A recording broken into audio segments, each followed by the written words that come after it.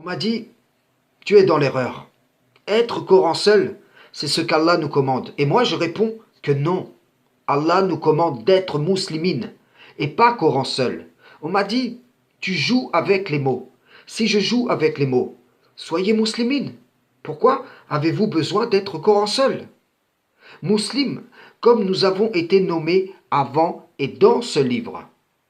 Le sunnite aussi assimile le sunnisme à l'islam, comme vous assimilez le concept Coran seul à l'islam. Les traits, les positionnements du sunnisme rendent reconnaissable la forme de cette idole conceptuelle, même si celle-ci peut varier plus ou moins d'une école de pensée à l'autre. De même, le socle, Coran seul, que l'étiquette soit acceptée ou non, est le tronc commun d'une idole invisible dont la forme spirituelle peut varier d'un individu à l'autre. Dans les Écritures anciennes, les Israélites étaient réprimandés à cause de leur infidélité à l'Éternel, parce qu'ils allaient se prostituer en rendant des cultes aux idoles. Rapportés à notre époque et sur un plan spirituel, c'est exactement la même chose qui se passe.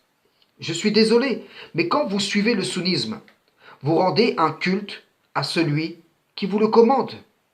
Le concept n'est que le moyen placé en intermédiaire entre cette entité et vous.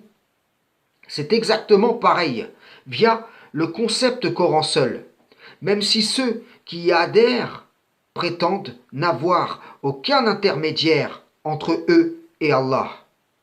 Cela n'est qu'une promesse que leur font les diables qui les dominent.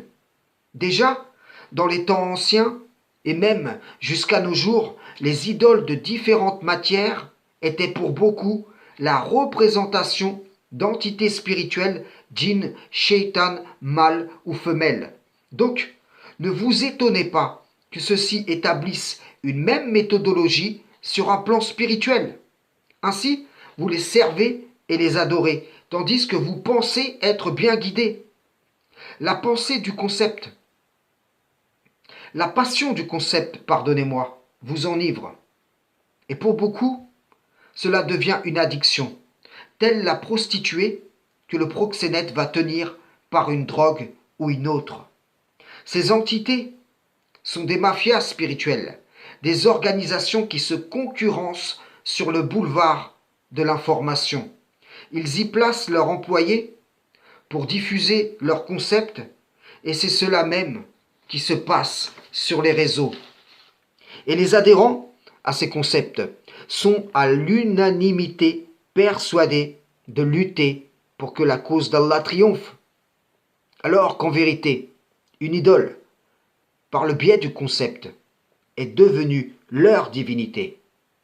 Frères et sœurs en islam, salam, shalom.